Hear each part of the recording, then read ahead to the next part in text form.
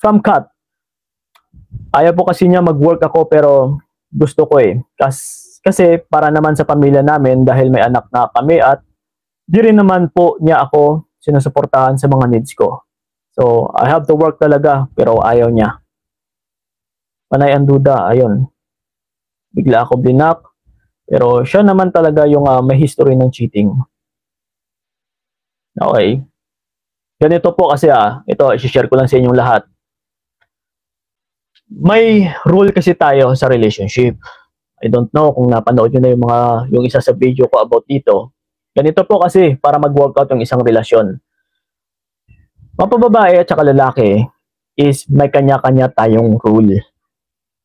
Okay? Na kapag nagawa or nagampanan natin yung rule na ito, ay magtatagumpay at saka magtatagumpay talaga yung isang relasyon. Na magiging mapalayo kayo sa pag-aaway, sa pagbabangayan, okay, or sa mga reklamo man. Okay, once na nagawa natin yung rule na ito. So yung tanong, Kuya Kiko, ano ba yung rule na ito? Okay, yung rule na ito, okay, unahin natin yung lalaki. Yung rule kasi ng lalaki, ito napakaganda nito, na napaka-perfect talaga yung paggawa ng Diyos. Na sa pamamagitan, physically, is na-adapt natin yung instinct na ito pala yung gagawin natin, na ito pala yung trabaho natin, na ito pala, or dito pala tayo nakaprogram. Okay, kumbaga pa, dyan tayo minuldura ng Diyos. Okay, kaming mga lalaki, pinanganak sa mundong ito na makikisig, malalaki yung katawan, na mas malalakas compare sa mga babae. Dahil nakaprogram po sa amin na kami ito yung magbabanat ng buto para sa family or para sa magiging partner namin. Diba? Kung napapansin ninyo sa ligawan stage is nagpapakitang gilas yung lalaki. Okay? Niyayaya kang mag-date and then siya itong laging nagbabayad dahil pinapakita naming mga lalaki na in the future is kaya ka naming buhayin. That's why nagpapakitang gilas yung lalaki. So, ibig sabihin is, yung rule namin sa isang relasyon ay magiging provider. And, that's why natatawag nga rin kaming haligi ng tahanan dahil kami yung kami yung sandalan kumbaga. And then, kami yung nagli-lead ng relationship. Okay? So, diyan pa lang, kapag makikita mo ito, na maggagampanan ng partner mo utol, tiyak, magagarantiya ko sa inyo na magtatagumpay yung relationship ninyo. But, hindi po natatapos sa ganyan. Or hindi po natatapos sa rule lang ng isang lalaki. Na kailangan is maggagampanan din ng babae yung kanyang rule. So the question is, ano nga ba yung rule ng isang babae? Okay? Yung rule po ng isang babae, ito napakaganda din ng paggawa ng Diyos sa inyo. Okay? Paglabas nyo pa lang sa mundong ito, okay, physically, sa appearance ninyo, ay makikita na kaagad kung ano yung magiging role ninyo sa mundong ito. Okay? So, ito na nga, di ba, kung napapansin ninyo, bakit babae yung nagbubuntis?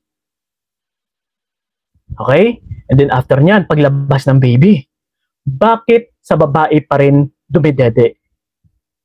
Kasi nga, sa physical appearance ninyo is kitang-kita na may suso kayo. Kayo dapat ang magpapadede. Dahil minumuldura na kayo ng Diyos na automatically yung instinct ninyo is maa-adapt ka agad na, uy, ako pala ito yung mag-aalaga ng anak namin. Okay? So, di ba, pag after ng mga anak ka is, sa'yo pa rin nagdidede. And then, ikaw rin pala yung magpapalaki. So, dahil diyan ka nakaprogram.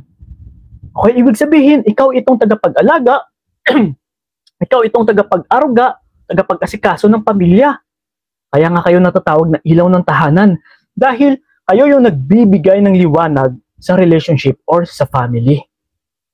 Okay? Pero ganun pa man, pwede kang mag-ambag ng rule sa lalaki. Diba? Na instead, yun lang sana yung rule mo, sa feminine frame mo, na yun lang sana yung gagawin mo, pero pwede kang tumulong sa partner mo. But, pwede kang tumulong ha, Okay, take note, pwede ka lang tumulong, pero huwag na huwag mong agawin. Okay?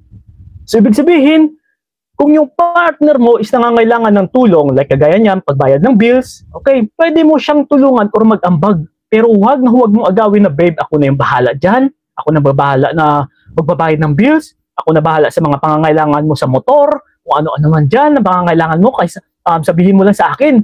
So, kapag ganyan kautol, inaagaw mo na yung role ng lalaki. Okay? So, dapat tumutulong ka lang. Ha? Same thing din yan sa lalaki na dapat tulungan lang yung babae. Ha? Sa makakaya niya na pwede din siyang mag-alaga ng mga anak.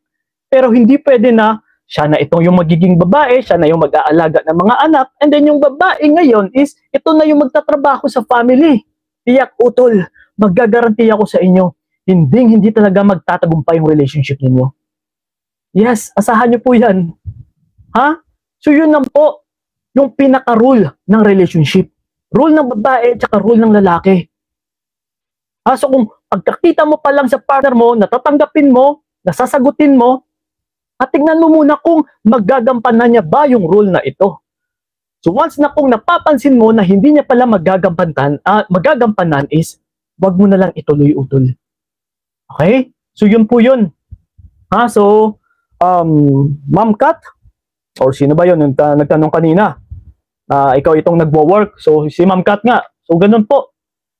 Ha? Ganun po ang rule. So, kagaya niyan, ikaw itong nagtatrabaho. Asahan mo, yung lalaki, magiging tamad yan balang araw. And, alam niya kasi na ginagawa mo lahat-lahat para sa kanya, asahan mo rin balang araw. Mas lalo po yung magloloko at saka magloloko dahil sa pang-aabuso. Mamimihasa po yan. Okay?